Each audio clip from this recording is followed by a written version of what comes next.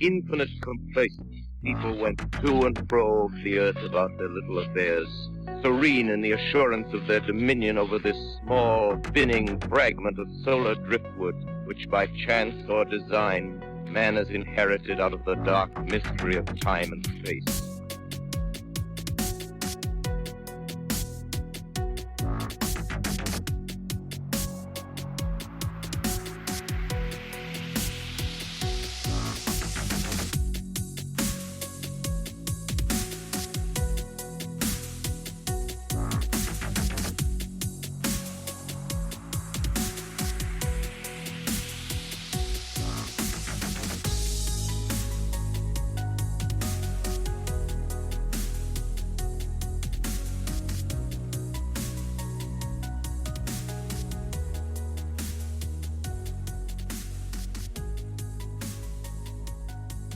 And before we get to this week's episode, I thought you might want to hear what people are saying about Jim Harold's campfire. So here are a few reviews pulled right from Apple Podcasts.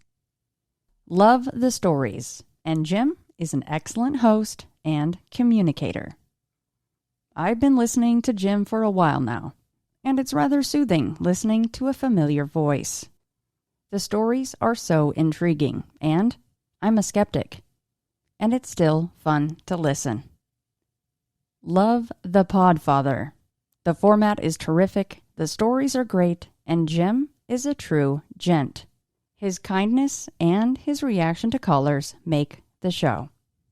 So as aforementioned by some of his listeners, if you're looking for another fantastic podcast to binge that features real people sharing their real encounters, check out Jim Harold's Campfire. You can tune into Jim Harold's Campfire on Apple Podcasts, Spotify, or wherever you listen to Into the Fray.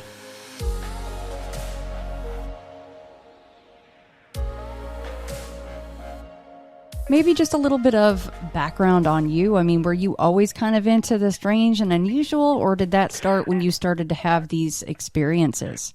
I always had a kind of an interest in it ever since I was a little kid.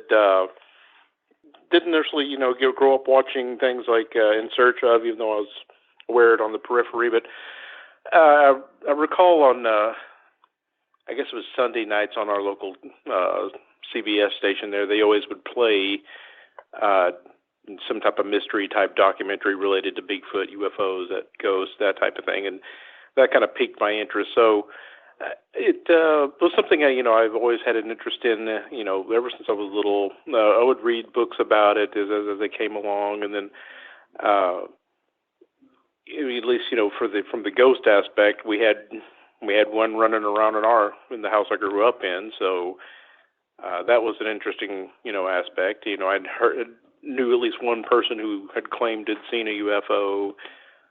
Didn't know anyone that saw Bigfoot or anything like that, but yeah, it was always kind of a lifelong interest. So it wasn't like a mainstream thing with me. My main interest was always military history and stuff like that, which is also why I served in the Navy for 24 years. But it kind of was a little side thing for me.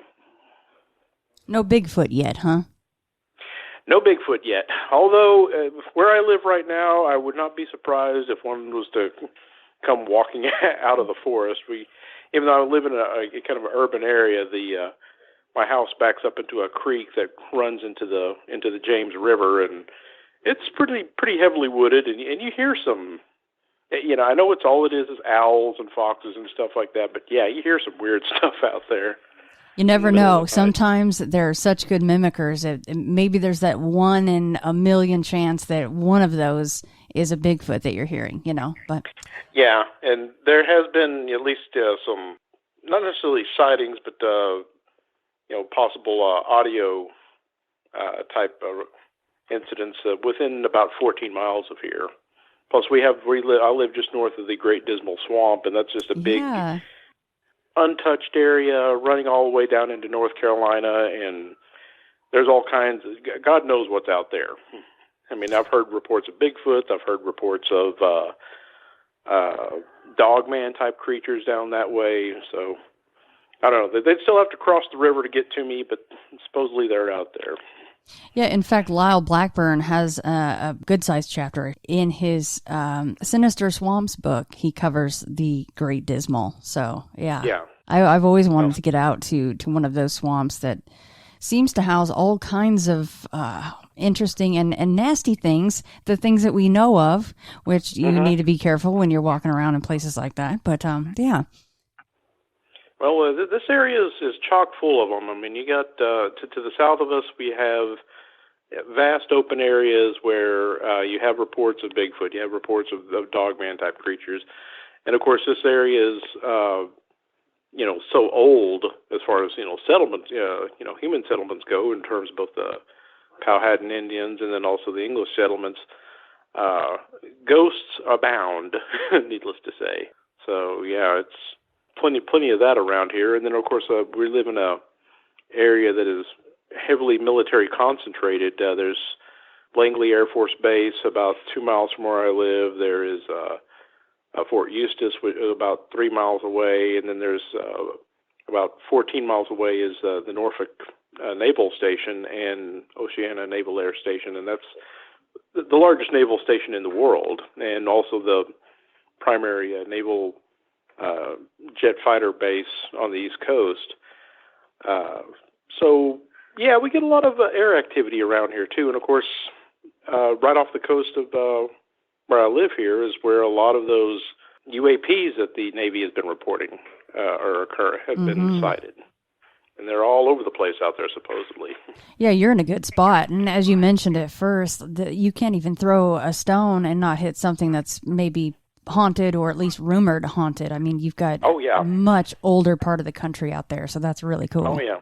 Like I said, we're about 14 miles from Jamestown, and, that's ancient. I'm only about 14 miles from Williamsburg, and then 12 miles away from the Yorktown battlefield. So, yeah, there's plenty of potential around here. Plenty. Well, Fred, I know that you sent me a little list here of things that you wanted to cover. Did you want to do this chronologically, or where did you want to start? We could go, I guess we could go chronologically would probably be the best way to do it. Starting off with where I grew up. I grew up in Odessa, Texas. And it's a small little town, not really known for anything outside of the Bush family living there, and also the movie and book Friday Night Lights.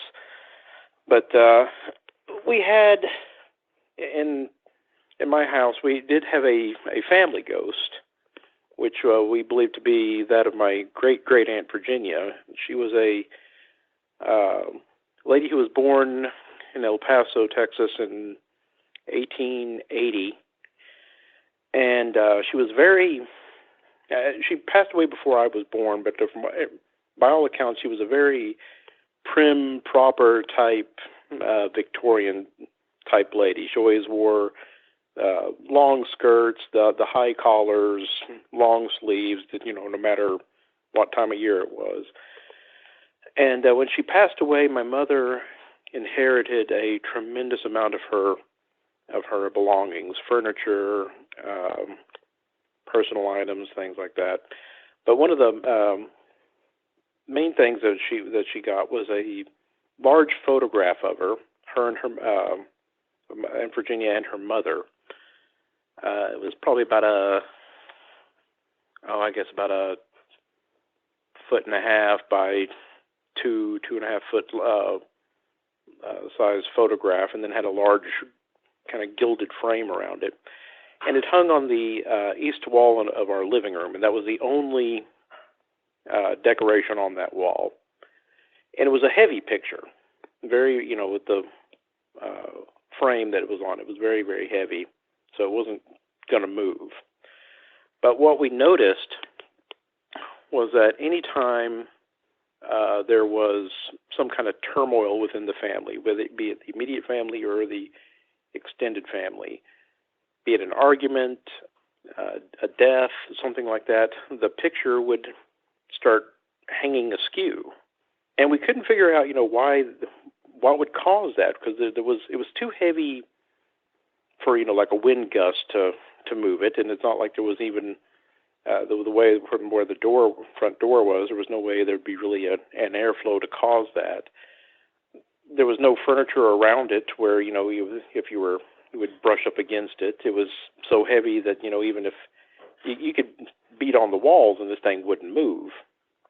But anytime something out of place happened, that picture would just hang askew at times. And the most notable event that I recall where that happened was my grandmother and my aunt had been planning to come for a visit, and my mother had been preparing for about a week for them to come. And the day that they're supposed to arrive, my mom gets a phone call from my grandmother, and Grandma says, "Well, I'm changing my mind. I'm not coming." No real reason other than she just decided she didn't want to go that day. So my mom was a little upset and began to tell my grandmother over the phone exactly how upset she was. My sister and I were sitting in the living room, and we could hear all this going on in the kitchen, and we're just like, okay, we're just going to stay out of the kitchen because Mom's having at it with Grandma. And she and I were watching television, and all of a sudden we heard this kind of a dragging noise, a very sudden burst dragging noise. And we looked at each other, and we looked over at that wall, and damn it, that picture wasn't almost sideways at that point. And we were like, what just happened? And then about that time, my mother got off the phone, and she came into the living room, and she was like, I am so upset with them. I can't believe they changed that they're doing this. And my sister was like, Mom, look at the picture. And she looked, and she was like, oh, well, perhaps I need to go apologize. We were like, yeah. So there was the picture aspect. But then there was also some physical things that happened. One particular incident that I recall was my sister had done something, and I had, being the typical bratty little brother, I had called Mom, and I'd gotten my sister in trouble. And as a punishment, my sister had to clean the living room. So I'm sitting in a chair, basking in the fact that I just got my sister in trouble, and my sister is angrily vacuuming in front of me. And from where I was sitting, I could see down the hallway, and something moved and kind of caught my attention out of my peripheral vision. And I turned and I looked, and I didn't see anything. But a moment later, I felt like a finger just flicked my nose, and I kind of paused because I was like, "Did I just feel that? What was that?" And then I was kind of perplexed by it. And then I turned and looked back towards the television, and my sister was standing in front of me vacuuming, and she had her back to me, and she had one of those little plastic kind of combs that women will put in their hair to kind of keep their hair in place. Mm-hmm. And all of a sudden, that comb lifted up out of her hair, levitated there for a moment, moved to the left, and then fell. And of course, I'm just shocked at what I just saw. She turns around, she assumes that I've done it, and she starts, yelling at me. She's already mad at me, and I was like, "Look, I didn't do that. I mean, how the heck would I? You're taller than me. I can't even, how would I've even gotten up there?" And she's like, "Don't do it. Leave me alone." And she put her hair back up, put the comb back in, and then she continued vacuuming. But now she turned and she was facing me. And I saw that comb come straight up out of her hair, move this time to the right side, and drop. And at that point, she was like, okay, she felt that, and she was looking at me and realized that it wasn't me that did it. And so she was like, okay, this wasn't you. And then she kind of looked over at the picture and, shut her mouth and went on about her business. So there was that incident. My father reported one time that he was, actually my mother told me about this, that she was in the kitchen making dinner, and my father was leaning in a doorway that led into the hall, and he was sitting there talking to her. And he had his hand on his hip, and his elbow was kind of jutting into the hallway. And my mother said he was talking, and all of a sudden he stopped mid-sentence, and he turned, and he looked in the hall. He looked down both ways, and then looked at her and asked where I was. And she said, well, I was in the backyard, and then he asked where my sister was. And she said, well, my sister was out with some friends. And she's like, well, what's the matter? And he's like, I felt someone grab my elbow, move it, and then let go. And he was just like, okay, maybe she needed to get by. He was kind of confused by that. And then he also reported one time he came home he worked shift work, and sometimes he would be working a night shift. He'd come home and sleep during the day. And he reported one incident where he got home in the afternoon, went to bed, and he kept getting woken up throughout the day because he kept feeling someone sit down on the edge of the bed and even kind of moving his legs.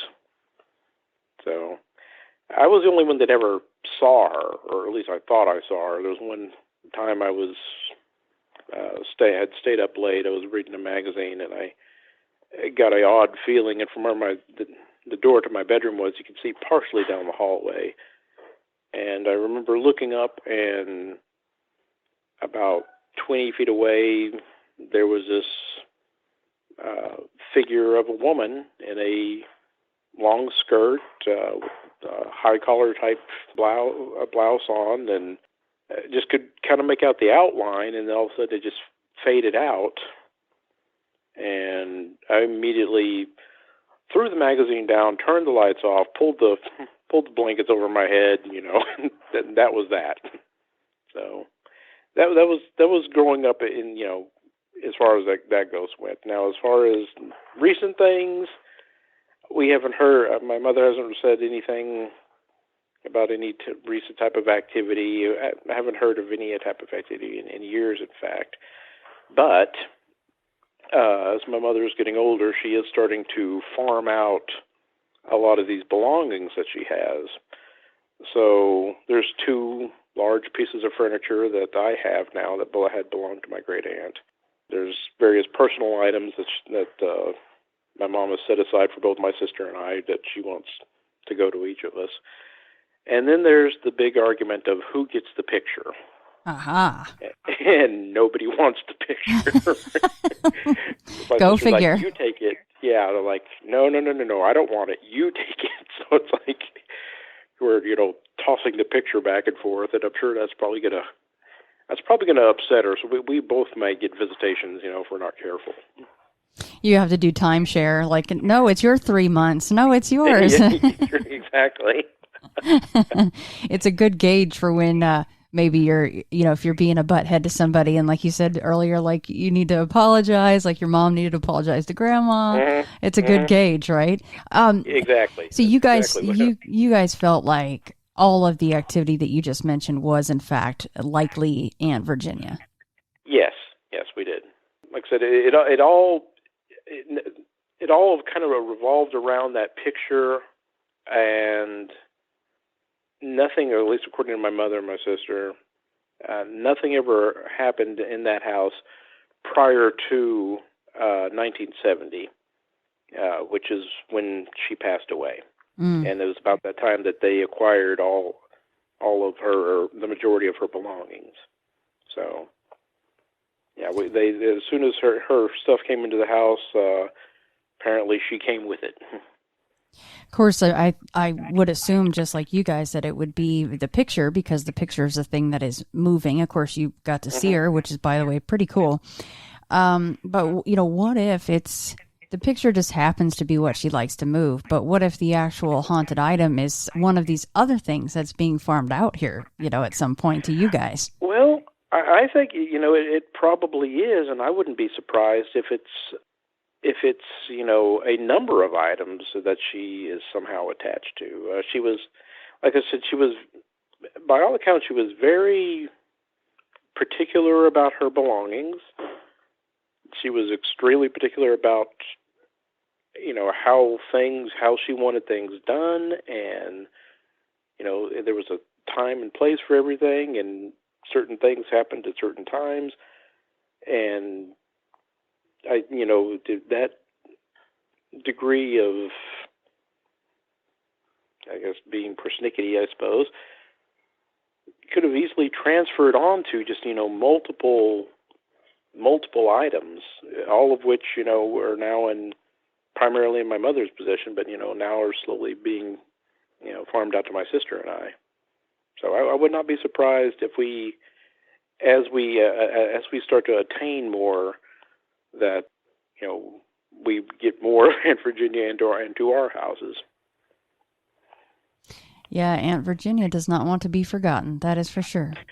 No, she does not. And if she doesn't like the way things are going, she's going to let you know. That's right. Well, I'm kind of interested to hear what happens with that picture. So you got to keep in touch with me, because that's pretty interesting, having it be sideways at one point like that. Yeah, it like I said, and it was a large picture, heavy picture. There was no reason why it should move unless somebody physically moved it. But yeah, it leaned all the time if things were going astray. Mm. But the next thing I'd mailed you about that I'd alluded to was some events that happened in Singapore. And when I turned 18, I joined the Navy, and I reported out to a cruiser, the USS Chosin, which was based in Pearl Harbor, Hawaii. And in 1992, that ship went on its first Western Pacific and Middle Eastern deployment. And one of our stops that we had on the way was in Singapore, and this happened in, I think, late August of 1992. And the ship had anchored out, and a group of friends and I, we went ashore. The ship had arranged for a bus to pick people up at the fleet landing, and it would drop you off at a park adjacent to the downtown area. And there were two things that happened to me that first day in Singapore, one of which the first one I'm about to relate is nothing paranormal about it. It was just weird in relation to what happened next. And we had got to this park. We stepped off the bus, and one of my friends noticed there was a grocery store, and he's like, "Oh, hey, I'm going to go check out and see what one would find in a grocery store in Singapore." So we're like, "Okay, we'll go look." And as we approached this grocery store, we noticed that there was a large tent set up in front of it, and with a lot of people gathered around. And one of my friends had made the comment, "Oh, that must be a farmer's market. Let's hit that on the way out." So we all agreed. So we go into the grocery store, we looked around, came out, made our way over to the tent. And we're expecting to see, fruit stands, things like that. Instead, we're greeted with this elongated table that ran the length of the tent. And there are dishes of food set out. There are people sitting there serving themselves, serving others, sitting or seated at the table eating. And we were kind of, perplexed. We're like, well, what are they doing? Are they just having a big picnic here in front of the grocery store?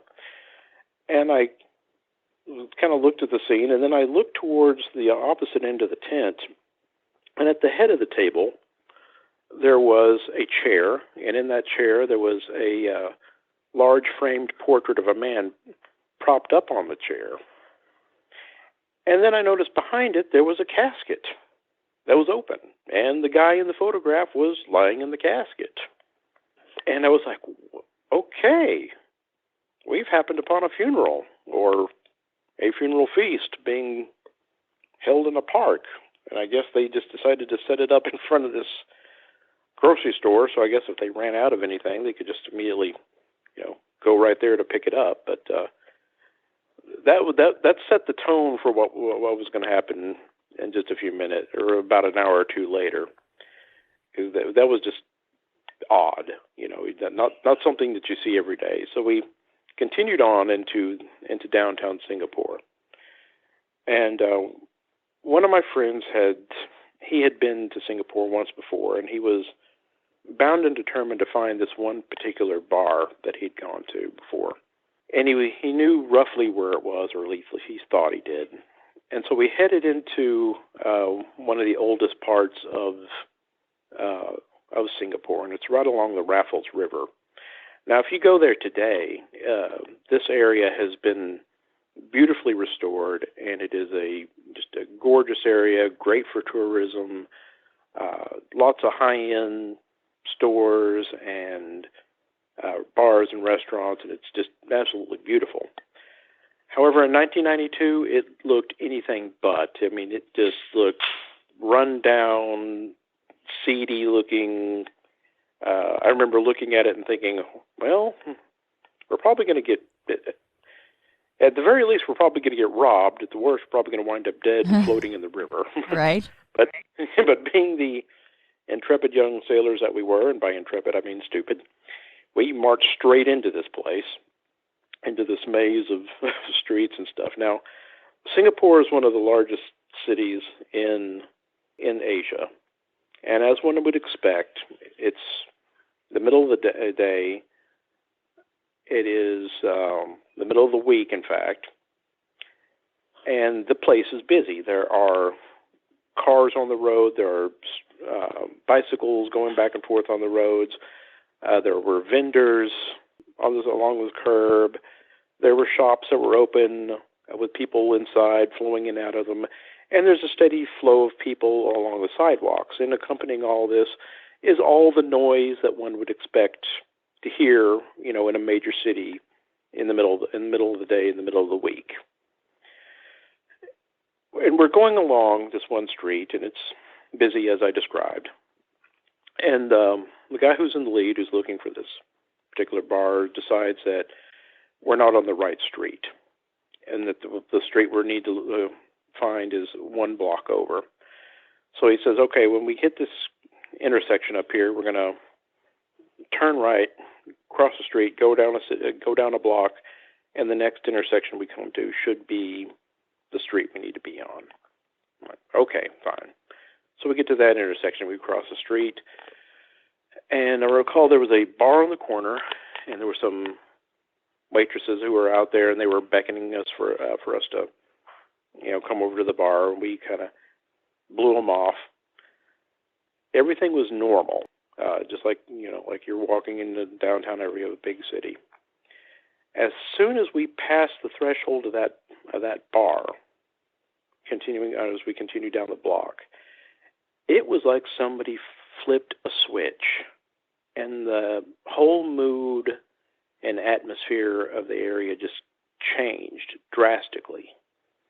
It became very heavy, almost, is the only way I can describe it. It seemed very still, and I noticed it almost immediately. And as we continued on down the street, I noticed that my friends were beginning to kind of pick up on this, because I saw them looking around. And as we continued on down this block, it became obvious to me what was so different. I could see all that hustle and bustle, the traffic and everything that we had just left about 50 yards behind me, but there was no noise. And it was just dead silent around us. And not only that, we were the only people on this street. There was nobody else on the sidewalk other than us. There was no motor traffic. There were vendor carts along the side of the curb there, but there was no vendors. The shops appeared to be open, and that the shutters were up and the doors were open, but the lights were off on all of them, the entire length of the street, and there was no people. So we're continuing to move down the street, and I'm like concerned, because this just, like I said, it just feels wrong. Everything looks wrong. I'm just not comfortable. So we're moving along. About halfway down the block, I passed a door, and something caught my attention from my peripheral vision, and I paused, took a step back, turned and faced the door. I'm about half a foot away from the threshold, and I can somewhat see into this room.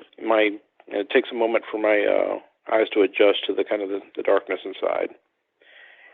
And I can make out a back wall of this room, which is probably around 20 to 25 feet away. And I can see there's a shelf, and running the length of that shelf on the wall are all these lit candles. And it was that light from the candles that had caught my attention. And I looked at the candles, and then I noticed that off to the left-hand side, there was a small window allowing a little bit of light in. And I realized that most of the light was sunlight coming in from the door, which I was now blocking. And then I turned to glance back towards the candles, and I got the shock of my life when I saw this woman sitting there, probably no more than 10 feet away from me. That I don't know how I missed her, because when I saw the candles, I was looking straight ahead, and I should have seen her first, not the candles. But it's like she just appeared out of nowhere. And she was sitting in a wooden chair with her, and she was facing the right side of the room, so I could see her right side in profile. She was an elderly lady, I would say to be probably in her 70s, thereabouts. She was wearing what I can only describe as a Victorian-era morning dress. She had a veil on her head that was pulled back over her hair. And she was just staring intently at the right side of the room. And I looked at her for just a few seconds, and I was kind of surprised because I thought, well, I know I'm blocking the light coming into this room, but she's not even reacting. It's like I'm not even there. She didn't move. She didn't blink. She's just staring straight ahead. And I shifted to my left a little bit so that I could kind of see into the room a little bit more, and specifically to the right side. And that's when I saw what she was staring at.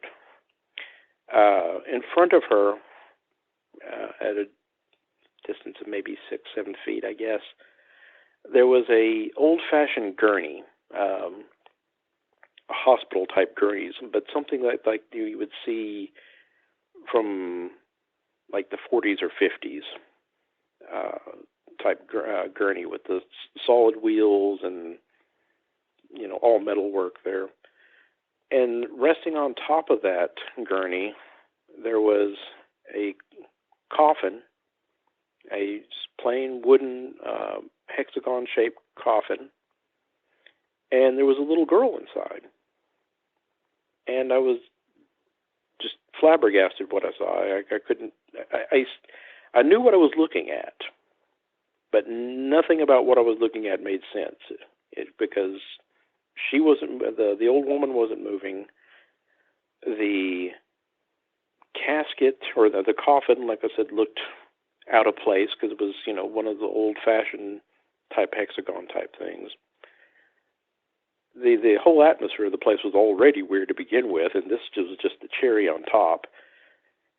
And I'm staring there looking at this scene, and it doesn't look real. It looks more like some type of display you would see in a museum, except these were not mannequins. That was a, no kidding, dead child in the casket, and there was this woman sitting there staring straight ahead. And about that time, one of my friends kind of called to me, and I turned and looked, and I realized they hadn't kept moving, and they were almost to that intersection. And so I turned and I looked back at the scene. Nothing had changed. The old woman had not moved an inch. The child in the coffin was still there. And I looked at him for about another 2 or 3 seconds, and then decided, okay, I've seen whatever this is. Time to move on. So I turned and ran and caught up with my friends. We hit that intersection, and then turned the corner, and it's like somebody hit the switch again, and everything was back to normal. That feeling of heaviness was gone. Everything felt okay. There was noise again. There was people on the street. There was traffic. There was bicycles, the vendors, stores were open, lights were on. Everything was just back to normal. But except for on that street. And to this day, I don't know. I really don't know what I saw. I don't know if what I saw was real. I don't know if it was some kind of time slip. I don't know if it was some kind of replay of some sort. I really don't know. All I know is that there was something off on that street, and there was nothing normal about that funeral scene that I saw. Wow. Okay. Wasn't expecting that. That was also very cool. Yeah, it was like you just got sucked into this, like you said, lack of a better term, time slip or alternate reality, or seeing something that you were meant to for some reason, not sure why. Yeah. But it is interesting, the setup where you guys ran into that kind of strange post-mortem ritual where people are eating with the coffin in the tent, and then just a short time later you see that whole scene, which is got to be jarring to see a child in a coffin. I've never seen that. It was. I mean, when I saw that, and I can see it in my mind clear as day, that casket, and then this beautiful little face of this little girl. Like I say, she'd probably be anywhere from 8 to 10 years old, would be my guess. And you don't expect to see that. Even if you see that, just under normal circumstances, that's still jarring. But in that particular instance, it was just even more so. And as you mentioned, for the woman to not, even if you are in, the deepest pit of grief, which we can only imagine the scenario there, right? For her not to react at all to you standing there is really, really strange. And that's what always got me about it, was that like I said, I realized that there was no electrical lights in there. The lights were provided, the lighting in the room was the candles and the sunlight coming in partially from a window, but not a lot, but mainly from the doorway that I was now blocking. So I'm sure, if you have a light source off to your side, and all of a sudden something blocks it, your natural reaction is going to be turned to see what blocked the light. But that never happened. I mean, and she didn't even. Like I said, it was like I was I wasn't there. It's like I wasn't there.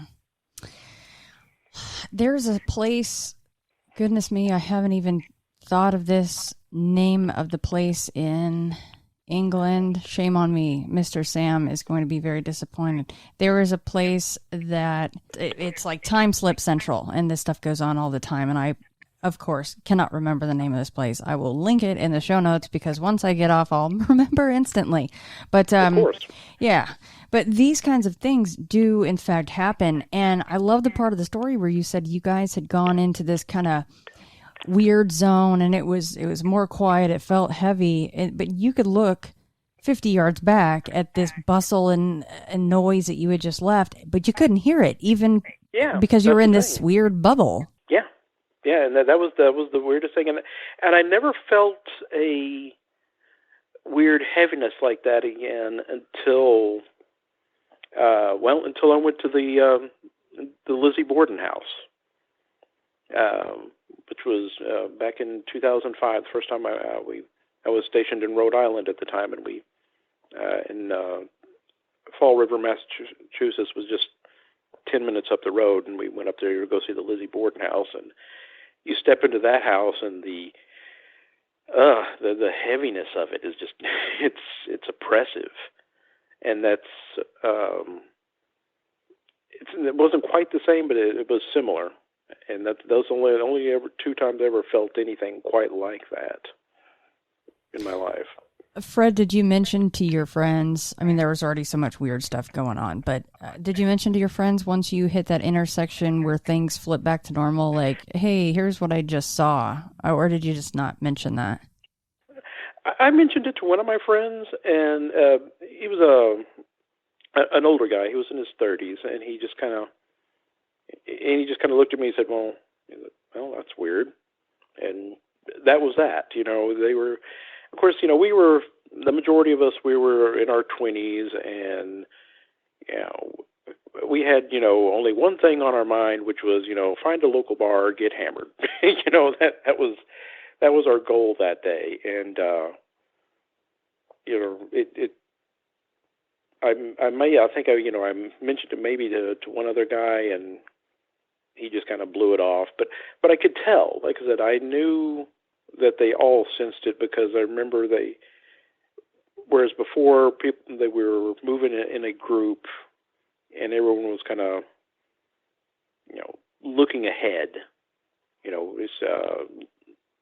just kind of following this one guy. And everyone instead, and when we were on that one street, we were looking around. They had slowed, and you could tell it was like they could sense that something was off, but they weren't sure what. And like I said, we never really spoke about it, but and the people that I had mentioned it to, they just kind of said, "Well, that's strange," and that was that. Right. I mean, really, because what else can you say at that point? Yeah. I mean, at least you experienced it with other people. It really would stink to go through that entire thing by yourself. You did have that one experience by yourself, but at least the rest was shared. Yeah. And it kind of relates, as far as, time slips go, it relates to another incident, but I'll kind of hold out and check until we get through these other ones, and if we have time, we'll relate it to that. But staying on board the ship here, we continued on our deployment. We went to the Middle East, and then turned around, went down to Australia, and then on our way back towards Hawaii, we stopped at a couple of islands out in the Pacific, and then started the last leg of our return trip to Hawaii. And when you're on a warship and you're returning and you're coming back from a deployment, normally they'll kind of go down to minimal manning at the various watch stations throughout the ship, kind of give people a break. And I worked in the Combat Information Center, so it was kind of the hub where all the information is being centralized for fighting the ship if we needed to. And it was a mid-watch, and I think this happened probably in January of 93, I think. And we were on a return leg. It's middle of the night. And when you were far out in the Pacific Ocean, or the Atlantic for that matter, it is not uncommon for you to go days or even sometimes as much as a week without seeing another vessel out there at all, or even an aircraft. It's just so vast that there's nothing out there, and the radar scopes are just blank for days on end, and you don't see anything because there's nothing out there. And so we had been in one of those situations similar to this. It's middle of the Pacific. There's nothing out there, at least for 80 miles. And all of a sudden, our air radar operator says he's got a contact. And of course, everyone kind of perks up. We're like, wow, something to look at, finally, because we're sitting there bored to tears otherwise. And he reported, he had this air contact, and he reported the bearing and range. And so everyone kind of goes into this automatic mode that we have of where we start the process of trying to identify what it is. And the first thing we look at to see is, are there any established air routes that this thing appears to be on? So there was no air routes. So that was kind of an unusual thing, especially out in the middle of nowhere, but not totally unheard of. But the altitude was odd. It was traveling at about 13 miles up. And your average passenger airliner or commercial airliner, they normally travel at an altitude of about 6 to 7 miles in altitude. So this thing was considerably higher. And that caught the attention of our watch officer, because he was like, well, that's odd that it's that high. And then he keyed on, he's like, well, let's see what we can get off of him. So we started going around. He started having each station report what they had. And our ID console, who would pick up any transponders coming off of this thing, reported that he had nothing. They came to me, which is the electronic warfare console. When I would pick up any radar emissions, if it had any radars on, well, I didn't have anything. It was totally blank. Then went back to the air search radar operator. Well, the primary air search radar operator already had it. He went to the secondary air search radar operator. He had it, same altitude. And then they reported the speed on it. Well, this thing was only going about 90, 95 knots.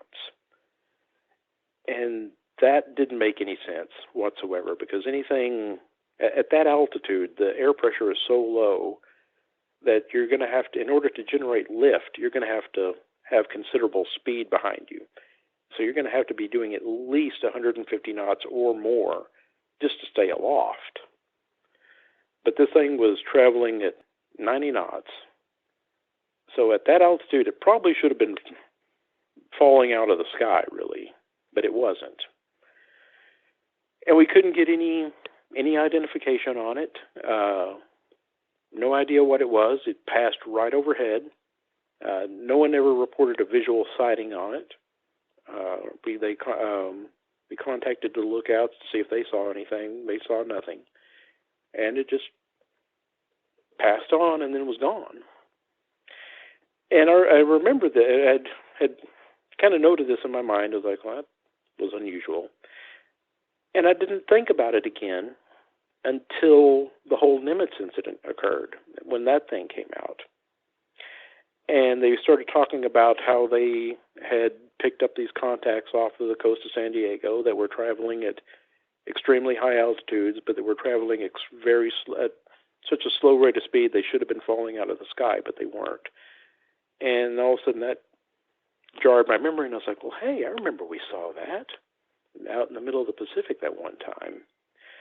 And the interesting other tie-in with the Nimitz incident is the person with those contacts off of this coast of San Diego were seen by the USS Princeton, and they were reported on by the senior air intercept controller on the Princeton, who was Operations Specialist Senior Chief Kevin Day.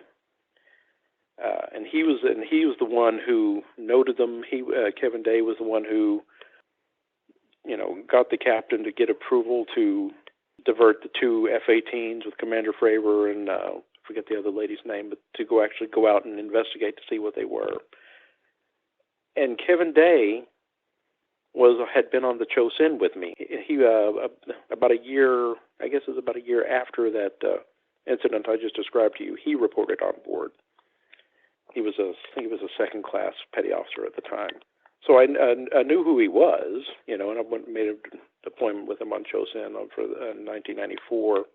So when his name came up again with this whole Nimitz incident, I was like, hey, I know that guy. And yeah, I saw the exact same thing at one point. So I got on Facebook and contacted him, and he remembered me. And I was like, yeah, I remember, serving with you, and I saw something similar about a year before you came on board.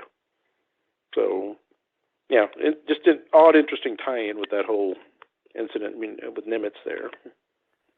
I just like the fact that there is math and science and physics behind the fact that, and each and every time you guys are saying the same thing, it is too high and going too slow to be anything that we know of right now. Yeah. And that was the one incident that occurred. The second one, this happened in, I think it was 2009, and I was on the USS Blue Ridge at the time, and I was the CIC watch officer, so I was basically the guy in charge of the CIC at that point. We were, again, out in the middle of nowhere. We were heading towards Australia, and we had been in the situation where we'd gone for days with no contacts whatsoever. And this happened again on a mid-watch, so it was like 1, 2 in the morning. And the officer of the deck, who was in charge of driving the ship, he's on the bridge. He calls down to me on the phone, and he asked, "Do I have any air contacts?" And I said, "Well, hold on a second, let me look." And so I had our radar operator take a look, and his scope came up clean. And so I told him, "Well, do a search with your transponders and see if you got any possible transponders out there." And he searched that way, and there was nothing. I looked over at the electronic warfare console, and that thing was completely blank. And I thought, well, even though it's more than likely not going to be showing up on a surface search radar, I'm going to take a look there anyway. So I had my surface search radar guy take a look, and there was nothing. So I called back up to the bridge, and I told the officer of the deck, I was like, "Nope, it's clear. I got nothing on air search, nothing on surface search, no electronic emissions. I've got nothing." And he sounded kind of unsure and a little unsettled, and he's like, "Oh, are you sure?" And I was like, "Yeah, I'm positive." And he was like, "Well, okay." And he hung up the phone. And this struck me as odd because I knew this particular guy, this particular officer.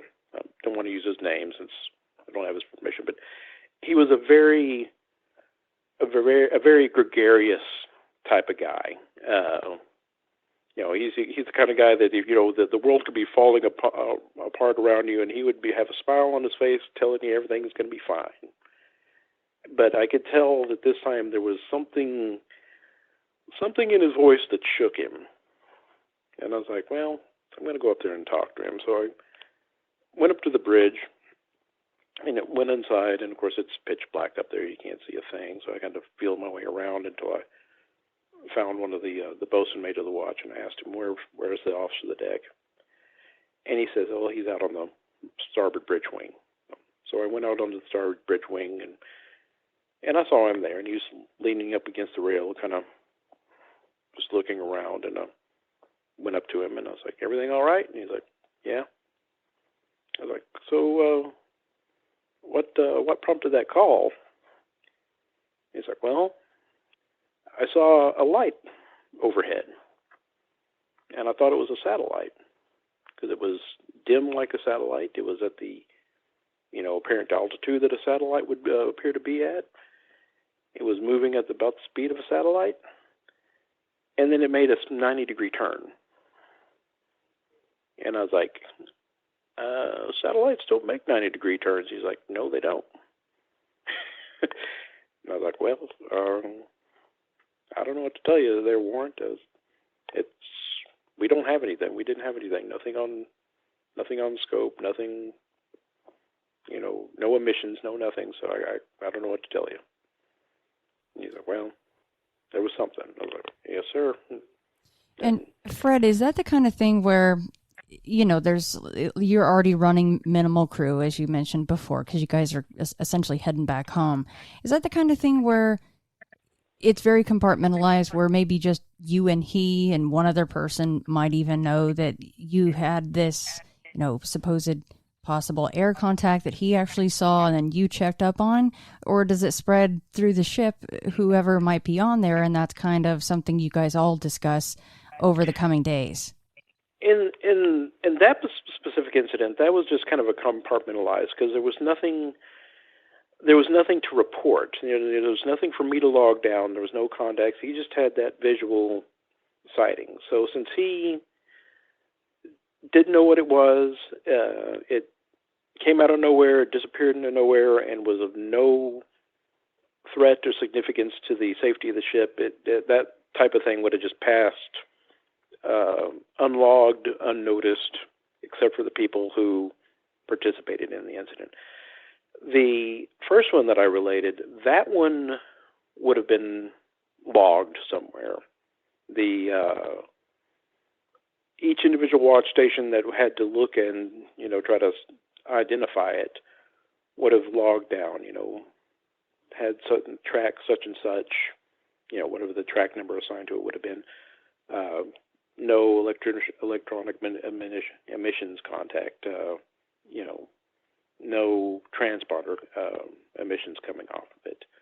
That would have been logged, and probably would have even made it into possibly the official deck log kept for CIC. Certainly within to the individual logs kept by the watchstanders.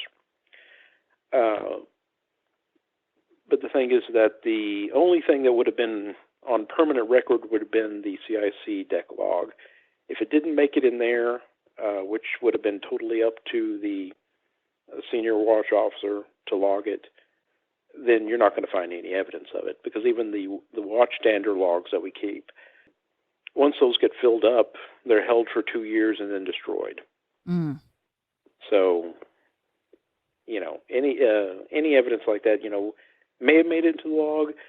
Some people might have talked about it, but at that point, particularly in the deployment, we were just a few days away from home, and everybody's mind is on getting back home, settling down. People are planning to go on leave after having been gone for 6-7 months. So it just kind of passes away, and just exists, in the memories of the people who were there at the time.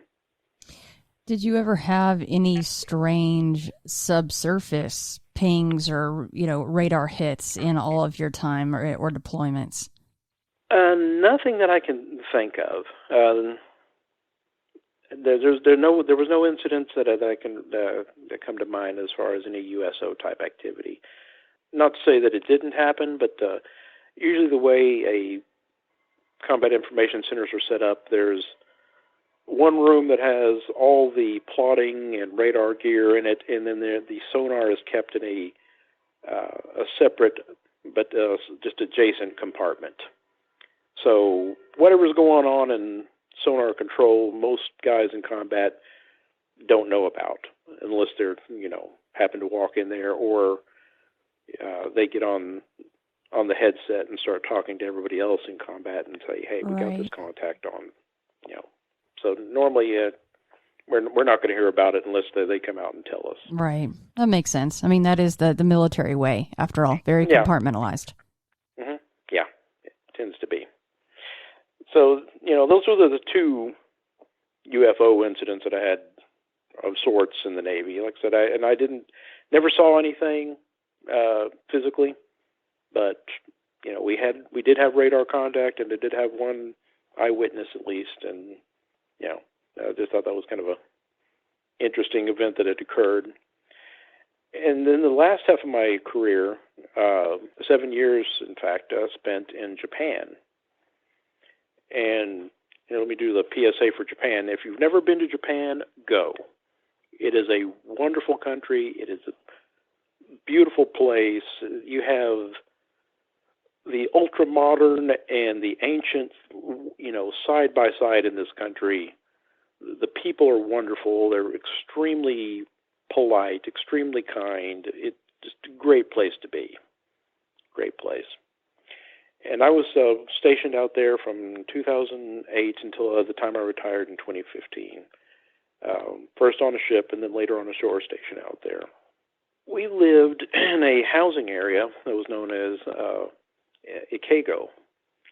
It was at in a town known as Zushi, which was adjacent to the main naval base, which is at Yokosuka. And this is all kind of clustered around Tokyo Bay. Ikego, now you want to talk about a place that is just, set up for some paranormal stuff. This particular area hadn't been inhabited for at least 1,000 years, because they had a small museum set up there that showed where they had done archaeological digs and had found remnants of villages all through this area. and graves as well. And they didn't know where all the graves were, but they suspected there were graves scattered all throughout this little valley area where this housing place was. So there was that.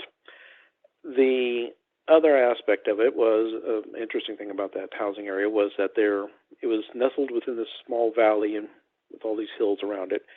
And in the hills there were these caves dug into them that went back, 300-400 feet. That whole area had been used, and the reason these caves were there was because that whole area had been used as a weapons storage facility by the Japanese Imperial Navy during World War II. And on top of that, the tunnels had been dug using slave labor from people captured in their war against China and in Korea. So there was a small elementary school that was used by Department of Defense there, and the school was actually built on the remnants of that prisoner camp. And of course, the Japanese were not at that time not the most humanitarian towards their prisoners. Let's just say. So, no telling how many people died just due to maltreatment, exposure, disease, and all that. And then on top of that, they're being forced to dig these tunnels into the hills there for weapon storage. And then the war ends, the survivors get released, and then the U.S. Navy comes in there and builds a housing complex. Perfect. So in this area, they had small townhouses, and then they had apartment building-like towers. And you would hear things at night. You would hear tapping and other just unexplainable noises all the time. And like, for instance, I lived on the 9th floor, and that was the top floor of this particular tower. And you would hear tapping coming from above you, and there'd be no rational explanation for why there would be something above you tapping. There was no birds, no activity, and anything like that up there. One of my daughter's friends, who was staying the night in our apartment one time, she was recalled seeing a shadow person walk down the hall and walked in and go and pass into my daughter's room. And then you would also have the fact that the locals, the Japanese locals there, adamantly refused to go anywhere into the hill areas around that housing facility. I mean, they'd go into if they had to go there for work purposes, go into the buildings. They had no problem with that. But if they had to do if there was any type of work that needed to be done in the immediate hillsides, they refused. They wanted nothing to do with that area.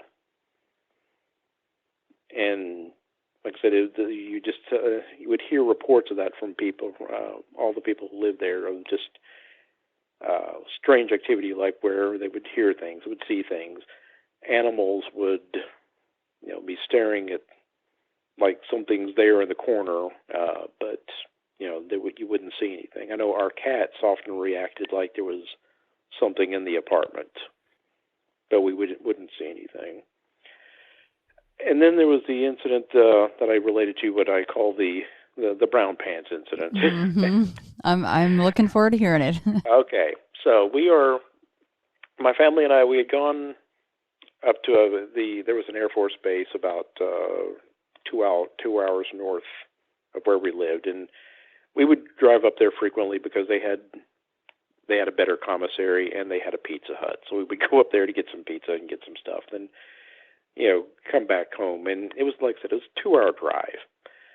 And this was one afternoon, we'd gone up there and we'd come back late, and it was around 9, 10 o'clock.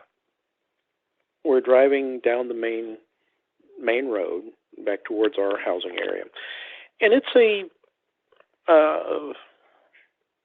it's a road that's got lots of shops on it and houses. It's, there's nothing sparse or anything about it. It's this fully urban area. And as we approached this one road, I could see a lot of people kind of coming out on the sidewalks, and I knew that, there was a train station right near there. So I would explain why there'd be people, meandering around kind of that late. And I also saw some women in kimonos, which was not uncommon at that time of year because it was in the summer, and this is what the Oban season that they have, where they believe that the veil between the living and the dead is the thinnest, and that the spirits of those who have passed can cross over and come and visit. And so they have a lot of festivals celebrating this, and they'll dress up in traditional attire for it. So it's nothing to see people wandering around in kimonos at this time of year. As we're going along, I could see up ahead there was a woman, or what appeared to be a woman in a kimono, standing under a street light. And I really didn't pay any close attention to it at first, until we began to get closer to that streetlight. And that's when I noticed there was something unusual about her face. It just didn't look normal, is the only way I can say. She was wearing a kimono, standing under a streetlight, not moving. And as we approached, I got a good look at her face. And she actually even turned and looked at me. And my wife's asleep in the passenger side. My daughter's in the back; she's asleep. I'm the only one seeing this. Her face looked like a no mask, and and the no mask is a intricately, beautifully carved wooden mask that is part of the Nogaku theater that the Japanese practice. It's a very ancient form of theater. I think it dates back to the 14th century, thereabouts. But they would create these masks to show show the character as either a supernatural being or a different gender or age or, emotional state. And they're generally, at least for the people, the human mask, they're generally oval in shape, beautifully painted, lacquered, and when they wear them, they normally, the actors will wear them with a headpiece or a wig, so that it covers the edge of the mask, so that it kind of blends in. And they'll sometimes wear some type of costuming that will kind of come up to the neck, so that it covers the lower half of the edge of the mask, so that it looks very natural, so to speak. Well, this woman did not have anything like that on. I could see her hair pulled back. There was no edge to this mask, or what looked like a mask that was her face at all. There was she wasn't wearing anything around her neck. I could plainly see her neck and see that there was no edge there. So this didn't look like a mask, or it just didn't look like a no mask, even though it looked like a no mask. And it was deeply, deeply wrinkled. And I sent you a photograph. That's what her face looked like. And except it was like melded to her skull. It was like that was actually her face. It wasn't like it was a mask. And she turned and looked at me, and it shocked me so much I actually jerked the wheel, and it woke my wife up. And she was like, "What's the matter? What's the matter?" And I was like, "There was this woman, her face. She was on the side of the road underneath the street lamp, and my wife turned and looked back. She's gone." Oh. So I don't know what that was. Like I said, I sent you a picture that shows a no mask similar to what she looked like. It was these kind of sunken, hollow eyes, deeply gouged, wrinkled forehead, and kind of sunken cheeks a little bit. Just black slits for where the eyes should be, and and it just it very naturally just melded right to her face, but there was no edge at all. Where if it had been a mask, there was no edge there. I can see why you called this the brown pants moment. I would have had the same reaction. Holy cow. Because, you sent this photo along before we hopped on, and, opening it now and then hearing the whole story, I'm kind of going, if I saw this under a street light, and then coup de grace is your wife wakes up, turns around, and she's not even there anymore. Yeah, she's just gone. And it's not like there was, like the way they arrange street lamps on the streets there'll be one on one side, and then you'll go down a little bit further, and it'll be one on the other opposite side. So there was only one street lamp that she could have been under that my wife saw, and like I said, she was gone. She's like, "What woman? There's nobody there." I was just like, there was a woman there. She was in a kimono, and she had a no mask face. That's all I can tell you. And like I said, and this was during the Oban period, so maybe one had crossed over, or maybe that's what I was seeing. I don't know. It was definitely unusual. My wife even saw something or someone similar, but didn't have a no mask, but she said that he was unusual, but that's my story my wife would have to tell you. But that was in Japan as well, that she saw? Yes, this it was in Japan as well, Was it during the Oban season? No, and she doesn't think this was a spirit. She thinks whatever this particular thing or person was extremely old and was just observing its environment. And when it noticed her noticing, it promptly made itself scarce. That sounds very, very familiar. Hear that a lot with all kinds of things, don't we? Yeah. But like I said, there's a lot of things in Japan where you'll encounter that.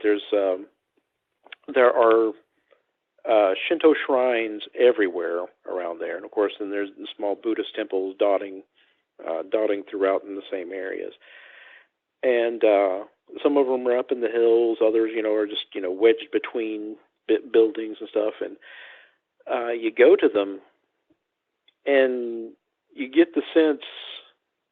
I know that the local one that was just adjacent to the housing area where I was at, you definitely got the sense that there's something there that's very old. It understands that you don't understand what it is, and it will kind of like, give you a grace period for that, but you better not disrespect it either. Right. And that is prevalent throughout that area. It's just all throughout the country. You'll run into that, and you'll find it in small little shrines here and temples up in the hills. And you just get this sense that there's something very old, something very ancient. The nature spirits are a very real thing there, and they are noted by the people. They are respected by the people, and you can come in there with your Western attitude if you want to, but at your own peril, because if you disrespect it, well, you just don't want to. You don't want to disrespect it. Well, Fred, have you ever come across, or do you know of, legends, folklore, or come across any other reports of this no mask entity? I don't know what else to call it, or, someone else seeing something similar. I have not. The closest thing that I've, legend-wise from Japan, that I've come across that was similar was the no-face people. And that is where you will encounter a person who has no face at all. It's just it's almost like someone took an egg, or so how some have described it. It's like just a smooth, curved surface where your face should be. Mm. And the typical encounter will go something like this, where they'll run into this spirit or this individual. The person encountering it will, of course, freak out, have their brown pants moment, take off running, and then usually will run into somebody else on the street or a vendor or something like that, and they'll immediately start telling that person, "Hey, I saw this person, and they didn't, they weren't right. They didn't have a face." And then the person that you're telling this to suddenly will turn and look and say, "Oh, did they look like this?" And they'll turn away and then turn and look back at you, and it's the same entity. Mm. Face is gone. That was the only one similar to that I've heard. There was one other incident. Well, not incident, but I remember listening to another podcast where I think they were talking about a Bigfoot. I can't remember which podcast it was, but the way they described it, the noise that they were hearing, and the circumstances that made the incident odd, sounded very similar to a Japanese legend of the Odokoru, which is a giant skeleton that comes to life. It's supposedly created from the dead bodies of soldiers who have died because they were left on the battlefield, and they died due to starvation and thirst, and then their combined spirits come together and form, tend to take the bodies up, and they form this massive skeleton that then goes roaming the land in search of victims, and when it finds a victim, it snatches them up and flays the skin off of them, and then adds the bones to itself, and then increases its size. But I remember hearing a sort of story. It was something Bigfoot related, or they thought it was, but all the indicators that they were describing were very similar to the Japanese legends as to all the indicators that one would receive that there was an Odokoru in the area. So you had that legend.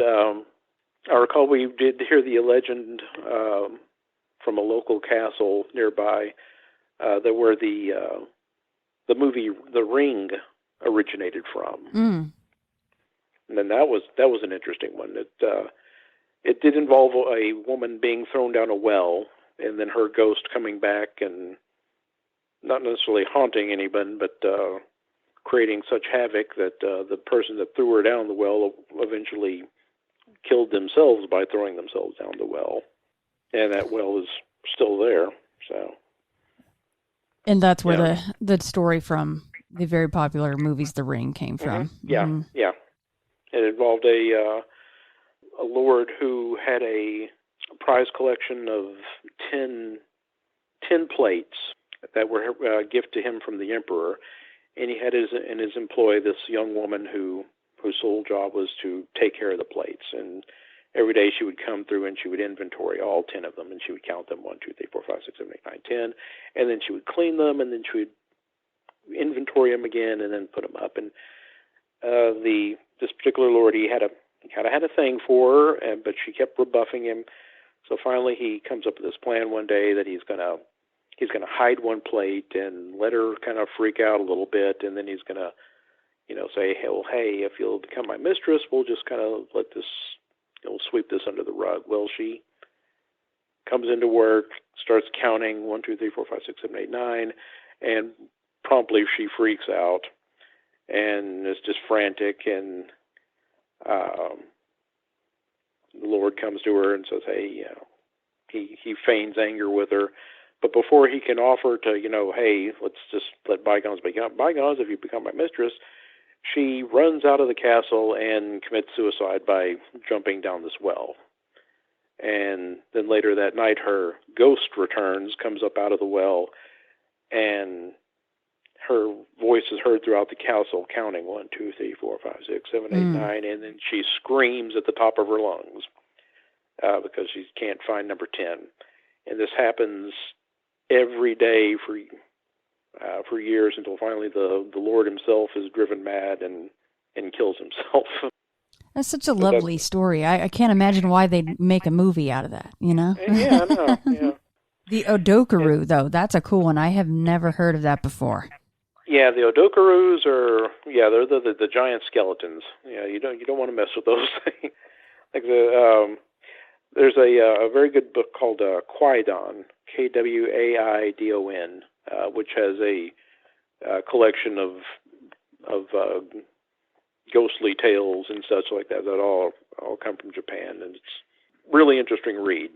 Like I said, Japan is it's a wonderful country, chock full of the modern, the ancient, and the supernatural, and they all happily coexist together.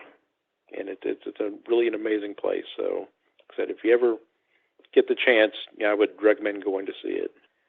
And there's only one other story I can think of if you want to hear it. Absolutely. And this one, like I said, I mentioned it earlier about kind of being meant to see him as a time slip of sorts, but this wasn't necessarily a time slip. 2 distinct incidents that occurred to me that I'm still not sure exactly how to describe it necessarily, but it begins in 2007. I was in Rhode Island. I'd received orders to Japan, and so my family and I are driving cross country to Texas so we can see some family before we head off to Japan for that tour. And on the way, we stop off in Pennsylvania, and we were near Gettysburg. And of course, being the military historian that I am, I got to see Gettysburg. I was like, I told my wife, I know we're not going to have a lot of time, but I got to go see this. There's no way I can't go see this.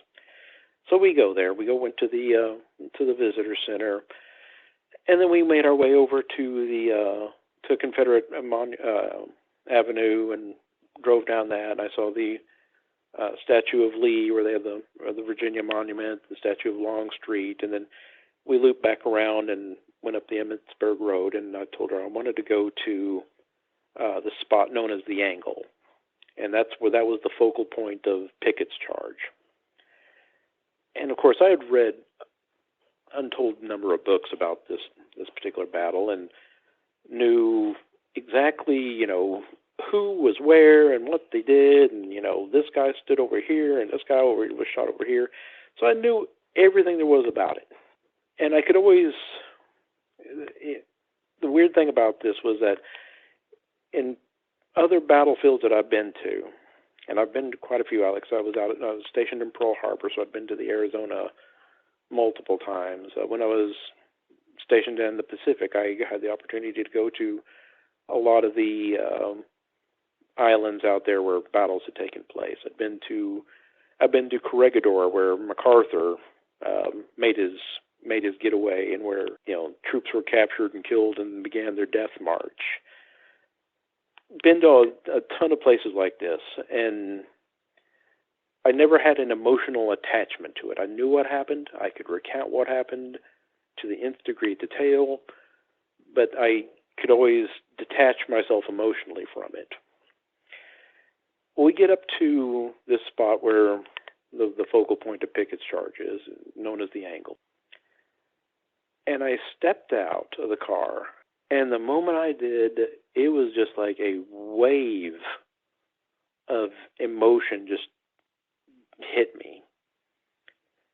And I remember looking towards the low rock wall. I could see the cannons where Lieutenant Alonzo Cushing's battery had been, where he fired off one last shot before he was cut down by gunfire from the incoming Confederates.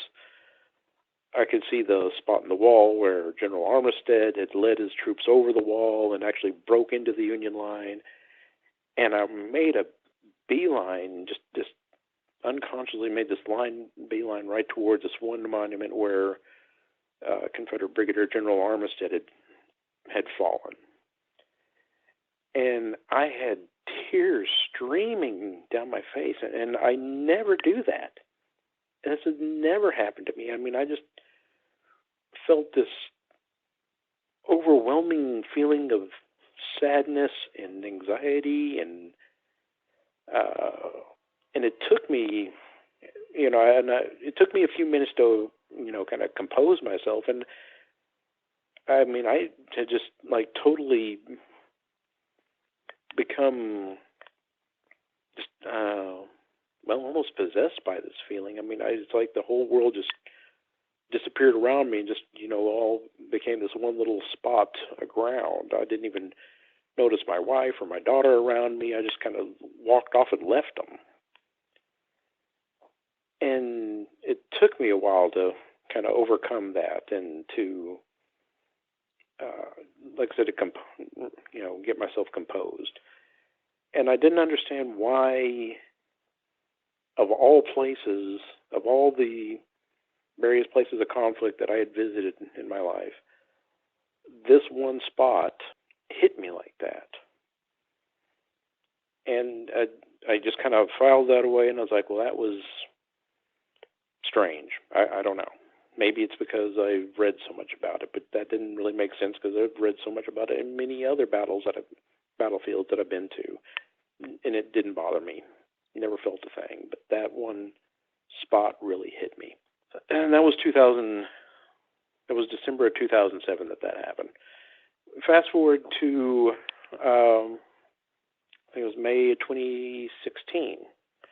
I had retired from the Navy. We had moved to back here to the Hampton Roads area, and we decided to take a day trip up to Richmond, Virginia.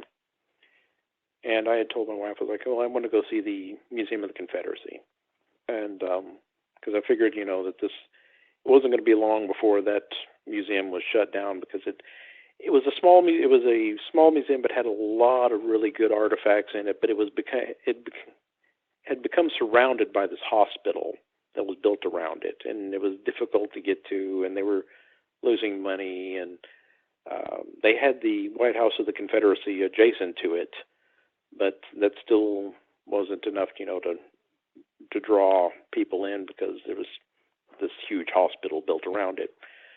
So I told her I wanted to go see it one more time, and we went up there, and I had been there before, so I knew the general layout of the museum. I knew what was going to be in there, and we were looking around. And on the second floor, they use the second floor as kind of a special exhibit area. And there was a special exhibit up there, and it was saying, the Confederate flag through history. And what it was just a kind of a show of the Confederate flags from its original inception and what it was used for, all the way to, how it was perceived through various stages of time to present day. So we got up there, and I was looking around at some of the displays, and all of a sudden I felt like somebody punched me in the chest. And I even kind of staggered and gasped a little bit. And my wife saw this, and she turned and she's like, "Are you all right?" Because she thought maybe I was having some kind of heart issue or something like that. And she's like, "Are you all right?" And the only thing I could sputter out was, "They're here." And she's like, "What?" And I looked at her and I said, "They're here." And it was like something took over, and I turned to my right, and I just started walking towards the back of the exhibit. Hadn't even gotten that far in, so I didn't know what was back there, but I knew that whatever it was I needed to see was at the back. And I made just a straight line back towards the back of this exhibit. And when I got there, on the back wall, there were 3 tattered square Confederate battle flags of the 9th Virginia, the 57th, and the 14th Virginia infantry regiments. All 3, which were battle flags flown by or used by Armistead's brigade, which had penetrated that line at Gettysburg, at that spot where that first incident had occurred. Holy cow. And had been captured there. And not only that, the right in the middle with the 9th Virginia infantry flag was General Armistead's sword. And he was the brigadier general who got out in front of his troops. Normally their position would be behind the line of troops, but he got out in front of them, and in order to kind of rally them to keep, moving forward, he drew his sword out, put his hat on the tip of his sword, and told his men, keep going forward. And then he was one out there after they broke the line. He was the one yelling, give them the cold steel, turn the cannons around. Then he got about 50 feet into the Union line, and he placed his hand on a cannon, and then bam, he got shot and he went down. And that spot was where I headed to when I first got there. When I was at Gettysburg, it was the marker where he went down that I just made a beeline to. Even now it shakes me up, because I'm just like, I don't know what it was about that, but I just felt this punch in the chest, and all I could say was, they're here. And I turned and went down there, and there they were. All those flags that were captured at the angle, Armistead's sword, a couple of other flags from some of the other brigades that kind of came close to the angle but didn't quite make it. Yeah, so that's remarkable. I mean, I don't even know what to make of it. I don't either. I don't even know what to call that. That is really remarkable, especially since we're talking 9 years apart. And the biggest thing was, that was your first visit to both of those locations. Well, I had been to the Museum of the Confederacy before, but that particular display had never been there before. Ah, wow. I don't even know quite how to label that. You're right. That one is a conundrum to even attempt to label, and that's okay. We're not supposed to be able to do that. That is really remarkable, Fred. Yeah, and like I said, I just stood there, and the tears started coming again, just looking at them, at those flags. And I know, a lot of people, they can't stand that particular flag nowadays, and they have their connotations of what it stands for and stuff. But to me, I almost felt this reverence towards them, because I understand, having been in the military, I understand the significance you attach to certain objects that you rally around, whether it be a battle flag, or it be a ship, something like that, something that you revere, because that is the symbol of your fighting unit.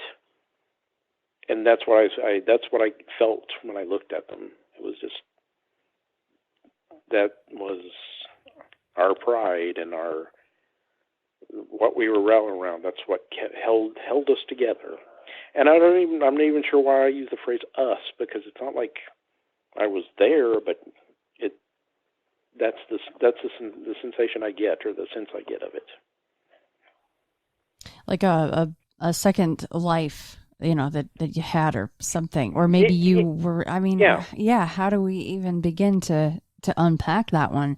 Would you possibly have any relatives that you don't know about that maybe fought, and would have been there, that you'd have some connection to? I do have relatives.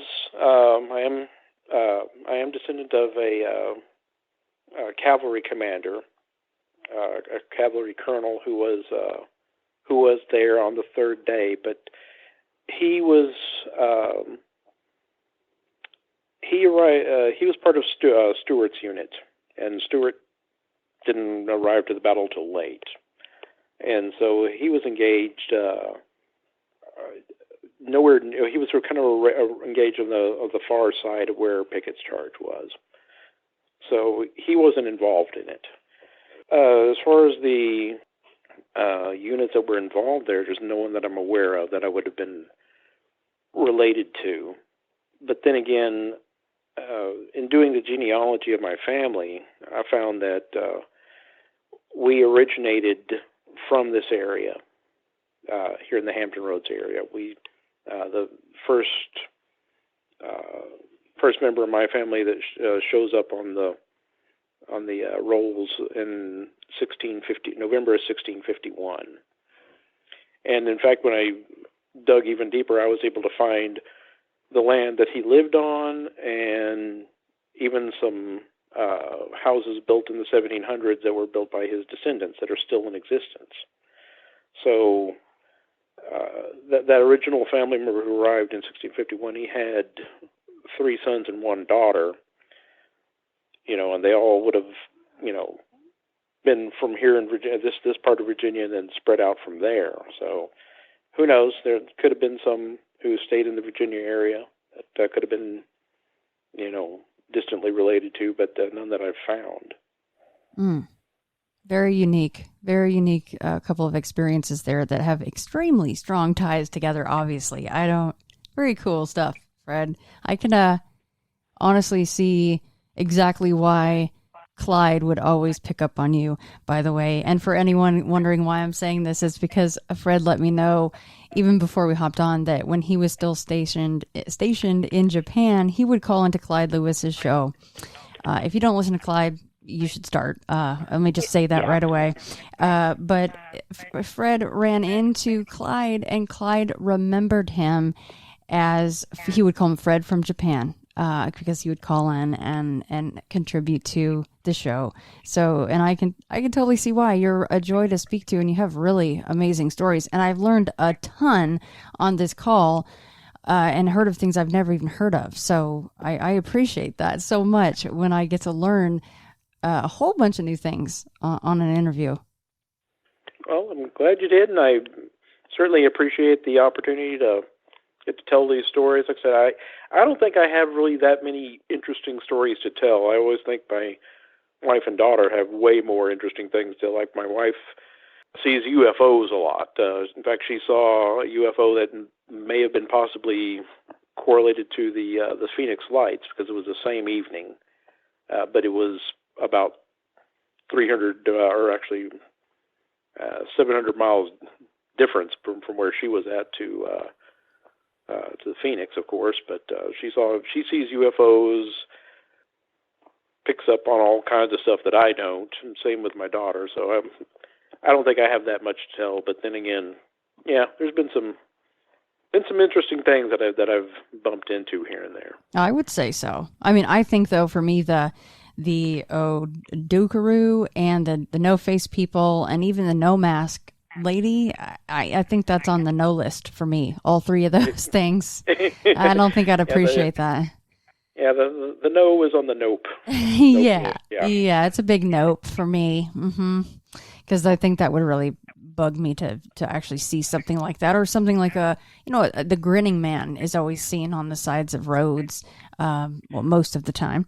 And I've always said that would be really a terrifying thing. I think if you were alone, on some desolate highway, that's a definite no. Maybe in the middle of a city, you got somebody with you. Okay, that's all right. But yeah, everything is situational, as you know. Yeah, well, like I say, even in the middle of a city, a bustling city, you'll see some weird stuff that'll give you a moment of pause, like I did. That is also very true. Yes, that is also extremely true. But Fred, anything that you wanted to add in, or that I missed that I should have asked you about?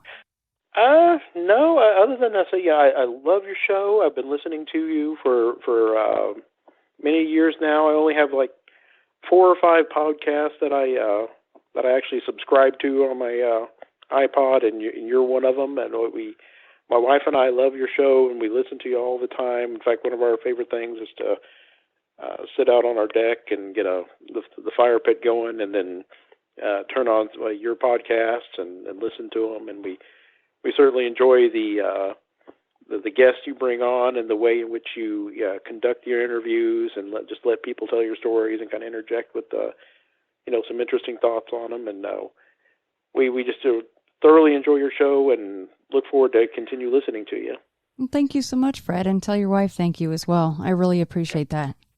Will do. And like so, if I ever acquire the Aunt Virginia picture, I'll let you know. Yes, I must know. I must know who ends up with that picture. Yes, maybe even I could see it one of these days. I wonder, though, something like that starts to, because you said there was no activity, really as of late. So does that stuff wane, now that everybody's kind of, the kids are grown and out of the house? And I just wonder if it moves, is it going to have the same fire to it, It very well may, because I know, like, when my father passed, he was definitely around for the first few days after he passed away. There was no question in my mind.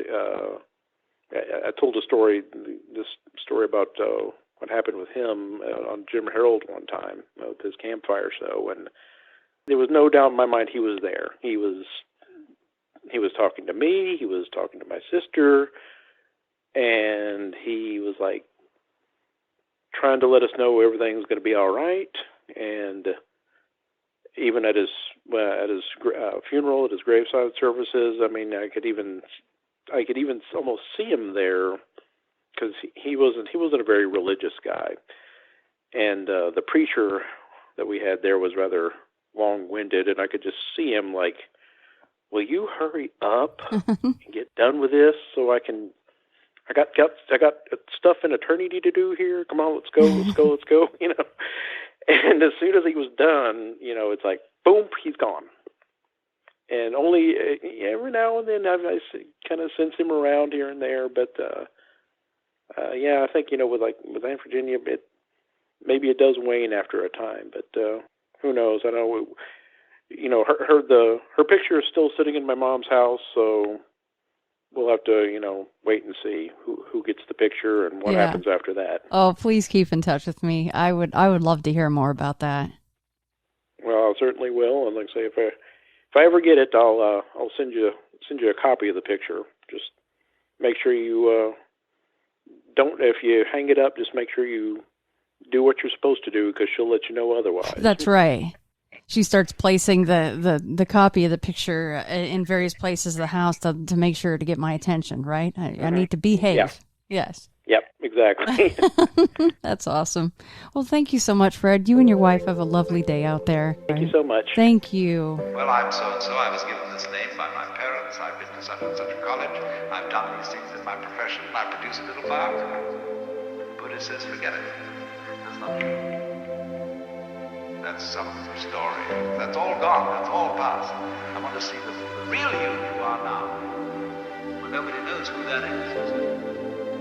Because we don't know ourselves except through listening to our echoes and consulting our memories.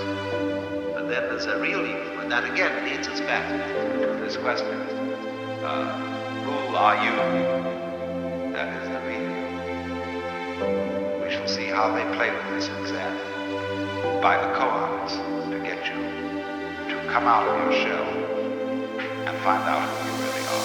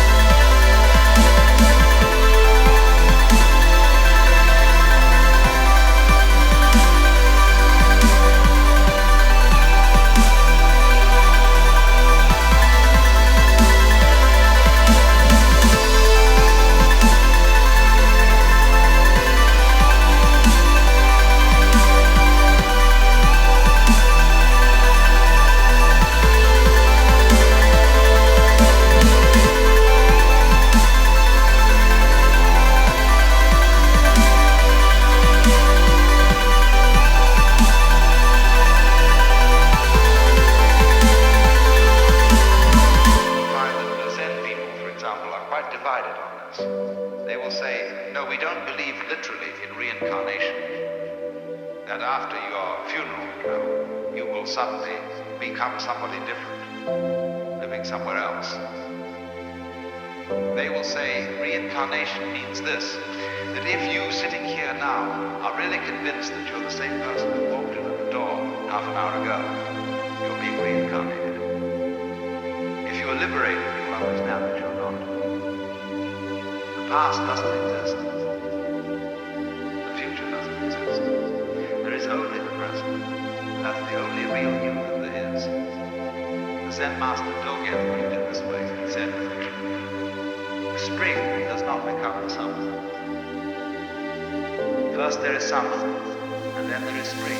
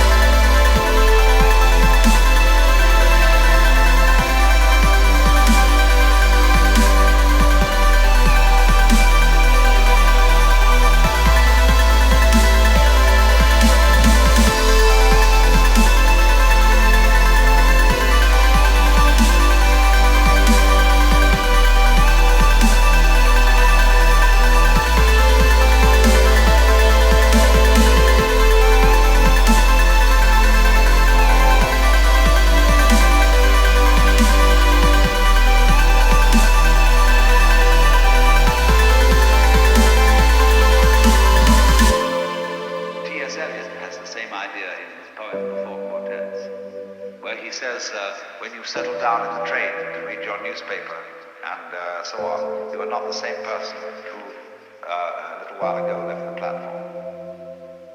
If you think you are linking your moments up in a chain. And this is what binds you to the wheel of birth and death. But when you know that every moment in which you are is the only moment, this comes into Zen. A master will say to somebody, now get up and walk across the room. And he comes back and he says, where are your footprints? They've gone. So where are you? Who are you? When we are asked who we are, we usually give a kind of recitation of a history.